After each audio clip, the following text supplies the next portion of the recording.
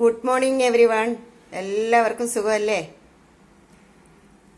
ഞങ്ങൾക്ക് രാവിലെ 8 മണിയാകുമ്പോൾ വീട്ടിൻ്റെ പടിക്കൽ മീൻ കിട്ടും. ഇന്ന് എനിക്ക് ചെറിയ മത്തി കിട്ടിയത്. അപ്പം ഞാൻ വിചാരിച്ച് മാങ്ങയും പച്ചമുളകും മുരിങ്ങയ്ക്കയും എല്ലാം കൂടി ഇട്ട് ഒരു വെറൈറ്റി മത്തിക്കറി ഉണ്ടാക്കാമെന്ന്. അപ്പോൾ അത് ഞാൻ എങ്ങനെയാണ് ഉണ്ടാക്കുന്നതെന്നുള്ളത് നിങ്ങൾക്ക് കാണിച്ചു തരാം. അപ്പോൾ അതിന് വേണ്ട ആ മത്തിക്കറിക്ക് വേണ്ട ഒരു മാങ്ങ എടുത്തിട്ടുണ്ട്, ഒരു മുരിങ്ങയ്ക്ക, 4 പച്ചമുളക്. വലിയ എരിവില്ല എങ്കിലും ഞാൻ 4 പച്ചമുളക് എടുത്തിട്ടുണ്ട്. മത്തിക്കറിക്ക് വേണ്ട അരമുറി തേങ്ങ എടുത്തിട്ടുണ്ട്, ഒരു 4 ചുവന്നുള്ളി എടുത്തിട്ടുണ്ട്. അപ്പോൾ ചുവന്നുള്ളി ഇല്ലെങ്കിൽ ഒരു സവാളയുടെ 4-1 മതി. അപ്പോൾ ഇത് ജാറിലോട്ട് ഇട്ട് കൊടുക്കാം. ഒരു 1/4 ടീസ്പൂൺ മഞ്ഞൾപ്പൊടി, 1 ടീസ്പൂൺ കാശ്മീരി ചില്ലി പൗഡറാണ്, പിന്നെ ഒരു 1/4 ടീസ്പൂൺ ഉലുവ. ഞാൻ മല്ലിപ്പൊടി ചേർക്കത്തില്ല, തേങ്ങ അരച്ച ഈ മത്തിക്കറിക്ക് ഞാൻ മല്ലിപ്പൊടി ചേർക്കത്തില്ല. അപ്പം മുളക് പൊടി, മഞ്ഞൾപ്പൊടി, ഉലുവ ഇത്രയും മതി മസാലകളായിട്ട്. അപ്പോൾ ഇത് നല്ലതുപോലെ അരച്ച് പേസ്റ്റാക്കി കൊണ്ടുവരാം. അപ്പോൾ പാകത്തിന് വെള്ളം ഒഴിച്ച് അരച്ചുകൊണ്ട് വരാം. അപ്പം നമ്മുടെ അരപ്പ് റെഡി ആയിട്ടുണ്ട്. അരച്ചു കൊണ്ടുവന്ന് നല്ലതുപോലെ പേസ്റ്റാക്കി അരച്ചിട്ടുണ്ട്. ഇനി ഇത് നമുക്കൊരു ചട്ടിയിലോട്ട് ഒഴിച്ചു കൊടുക്കാം. അപ്പം നമ്മൾ അരച്ചു കൊണ്ടുവന്ന അരപ്പ് ചട്ടിയിലാക്കി അടുപ്പ് വെച്ചിട്ടുണ്ട്. ഇനി ഇതിനകത്തോട്ട് നമുക്ക് അല്പം ഉപ്പ് ചേർത്ത് കൊടുക്കാം. ഉപ്പ് നമ്മൾ ഒരു കണക്ക് പറയാനൊക്കത്തില്ല, അതിൻ്റെ ഉപ്പ് നോക്കിയിട്ട് അതിൻ്റെ പാകത്തിന് ഇട്ട് കൊടുത്താൽ മതി.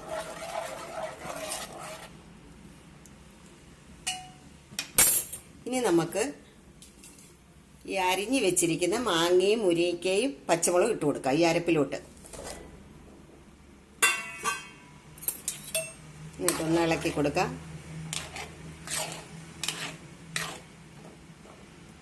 അല്പം വെള്ളത്തിൻ്റെ കുറവുണ്ട്. ഇനി നമുക്ക് ആ മിക്സിയുടെ ജാറ് കഴുകി കുറച്ചുകൂടെ വെള്ളം ഒഴിച്ചു കൊടുക്കാം.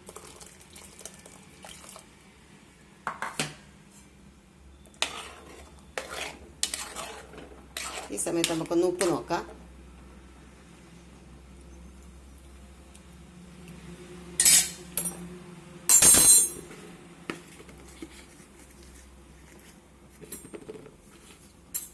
ഉപ്പിൻ്റെ അല്പം കുറവുണ്ട്. വീണ്ടും നമുക്ക് കുറച്ചുകൂടെ ഉപ്പിട്ട് കൊടുക്കാം. എന്നിട്ട് വീണ്ടും ഇളക്കി ഒരു തിള വരുമ്പോൾ നമുക്ക് മത്തി ഇട്ട് കൊടുക്കാം. അപ്പോൾ ഇത് അടച്ച് വെച്ച് ഒന്ന് തിളക്കട്ടെ.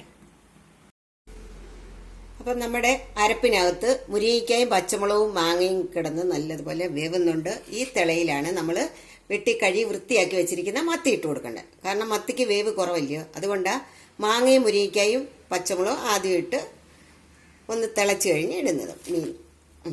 അപ്പം ഇത് നല്ലതുപോലെ ഒന്ന് ഇളക്കട്ടെ. അപ്പോൾ ഈ മീൻ കറിക്ക് എന്തെങ്കിലും ഒരു കുറവുണ്ടെങ്കിൽ, ഉപ്പോ പുളിയോ കുറവുണ്ടെങ്കിൽ ഒരു സൈഡ് തിളയ്ക്കത്തില്ല. എല്ലാം ഉണ്ടെങ്കിലുണ്ടല്ലോ, എല്ലാം കണക്കിനാണെങ്കിൽ എല്ലാ വശവും ഒരുപോലെ തിളയ്ക്കും. അതൊക്കെ എൻ്റെ അമ്മയുടെ ടിപ്പാണ്. എൻ്റെ അമ്മയാണ് എൻ്റെ ഗുരു കുക്കിങ്ങിൻ്റെ.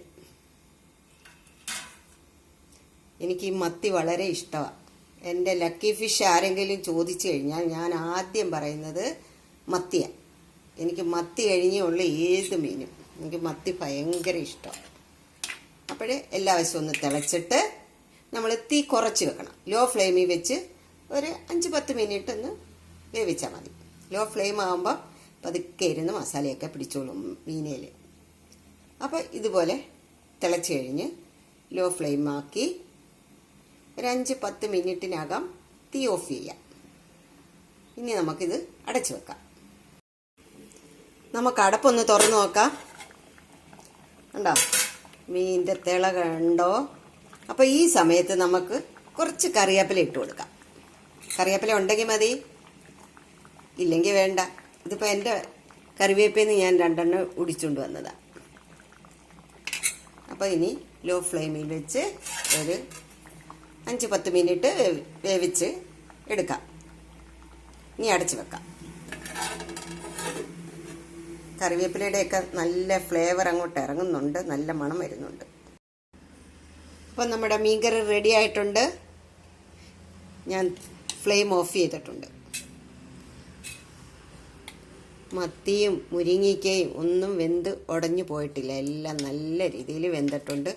ഇനി ഈ ചട്ടിയിലിരുന്ന് തണുക്കുന്നവരെ ഒരു ചെറിയ വേവ് കൊണ്ട് കറി നല്ലതുപോലെ കുറുകി വരികയും ചെയ്യും. മത്തിക്ക് ഉലുവാപ്പൊടി മസ്റ്റാ ചേർക്കണം കേട്ടോ. മല്ലിപ്പൊടി ചേർത്തില്ലെങ്കിലും കുഴപ്പമില്ല തേങ്ങ അരയ്ക്കുന്ന കറിക്ക്. മുളക് കറിക്ക് മല്ലിപ്പൊടി വേണം. ഞാൻ തേങ്ങ അരയ്ക്കുന്ന കറിക്കൊന്നും മീൻകറിക്കൊന്നും മല്ലിപ്പൊടി അരയ്ക്കാറില്ല. അരക്കേണ്ടതായിട്ടുള്ള കറിയാണെങ്കിലേ അരയ്ക്കത്തുള്ളൂ. മത്തിക്കും അതിലേക്കൊന്നും ഞാൻ മല്ലിപ്പൊടി ചേർക്കത്തില്ല. ഗോവയിലാണെങ്കിൽ എല്ലാവരും മല്ലിപ്പൊടി ചേർക്കും. അത് വേറൊരു ടേസ്റ്റാണ്. ഇത് നമ്മുടെ നാടൻ മത്തിക്കറി, കേരള സ്റ്റൈൽ.